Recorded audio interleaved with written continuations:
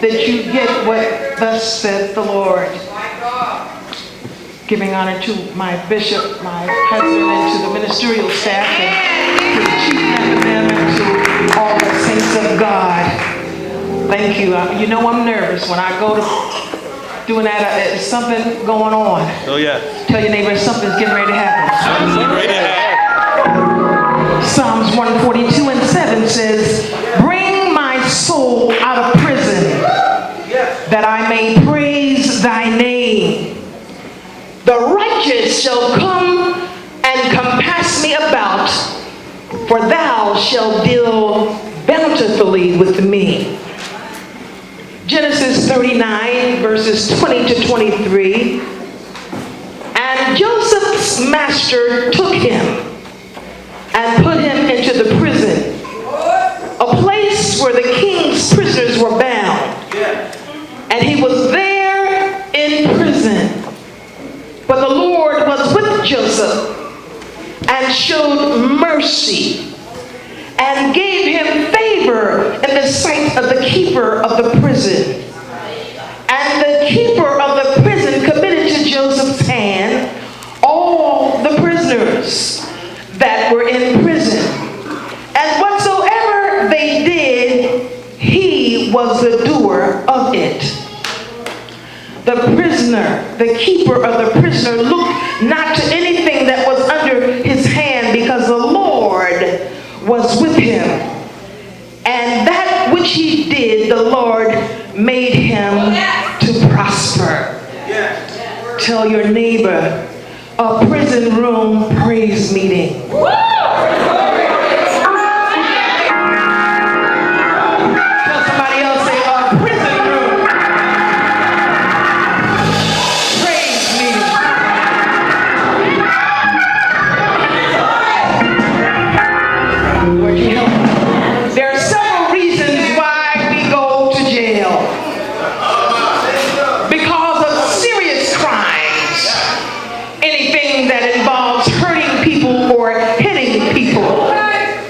You're going to jail. A murderer goes to jail. Someone that's raped or tortured goes to jail. Sex assaultants go to jail. Especially those that offend children. They're going to jail. Burglars, they go to jail. Robbers, they go to jail. Blackmailers, they go to jail. Extortioners, they go to jail. People trafficking, when they catch up with them, they're going to go to jail. Serious harassments, you're going to jail. Epic vandalism, you're going to jail. Setting things to fire, or even people to fire, or even animals to fire, you're going to jail. Thefts on a larger scale, theft crimes, mugging, and so forth and so on. DUI defenses, assault and battery, domestic violation, drug crimes, juvenile crimes, and homicides. You're going to jail.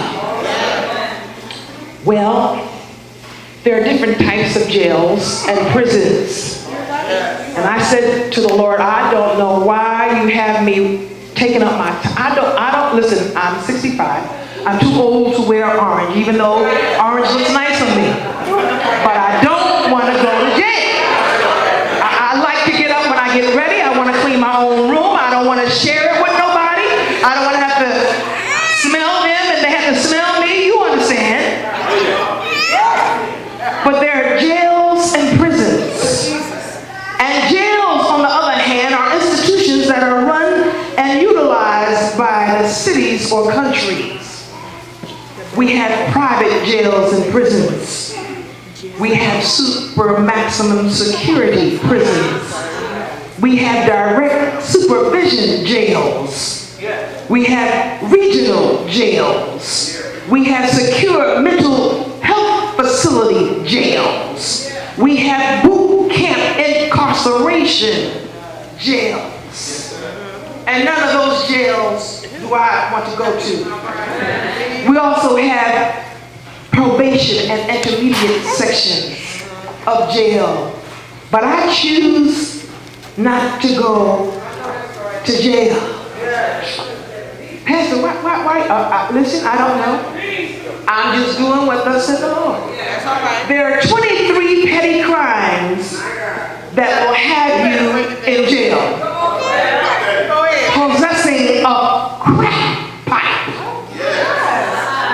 Possessing a bottle or a cap containing a brace amount of heroin. Having traces of cocaine in your clothes or in your pockets will have you to go to jail. Having a single crack rock at home will cause you to go to jail. Possessing 32 grams of marijuana will have you to go to jail. Somebody say glory. Acting as a go-between person in the sale of a $10 worth of marijuana to an undercover cop will have you to go to jail. Selling single crack rocks will have you to go to jail. A prison room praise meeting. We're going to talk about Joseph a little bit. But some of you need to know that the enemy has you in prison. You already have on your jail clothes. You just don't even realize that there has to be someone to open up the door so that you can come out. Or the enemy will allow depression to keep you in prison. The enemy will make you think that nobody loves you to keep you in prison. But God gave Joseph victory over that. Joseph suffered for righteousness. And Christ speaks to his followers as being persecuted for righteousness' sake. Let us go to Joseph in Potiphar's house. Genesis 1 through 23. You don't mind if I take my time, do you? Joseph has been taken to Egypt. And Potiphar, one of Pharaoh's Egyptian officials and captain of the guard, brought him from the Ishmaelites who had taken him there. And the Lord was with Joseph. So it's all right. He became a very successful man, and he worked in the house of the Egyptian master.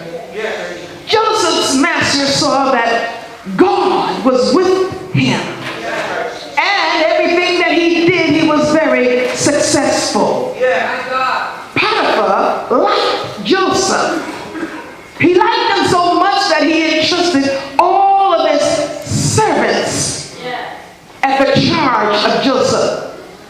He put him in charge of his household. He gave him the ownership of everything that he owned. From that time on, the Lord blessed the Egyptian household because of Joseph.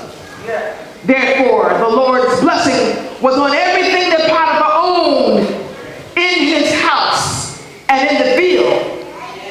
So, he left all that he owned in Joseph's care and wasn't concerned about anything except for the food that he ate. Now, Joseph wasn't no hojo. He was built and handsome. And after a while, the master's wife began to desire Joseph. And so she said, "Come to bed with me." Yes, she did. But Joseph refused her and said, "My master doesn't concern himself with anything in this house. And he trusts me with everything that he owns.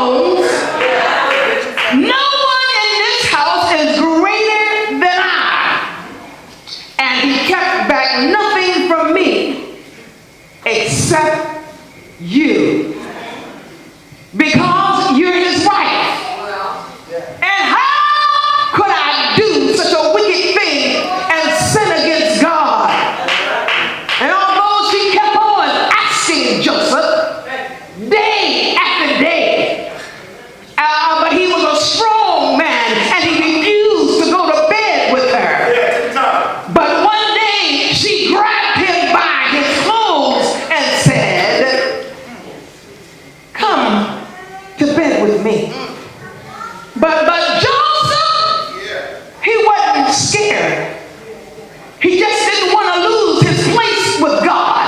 And he ran outside and left his clothes in her hand. And when she realized that he had left, and she was just standing there holding the clothes, she began to holler and scream. Mind you, she had left all the other servants had the day off. But she realized she had to really perform.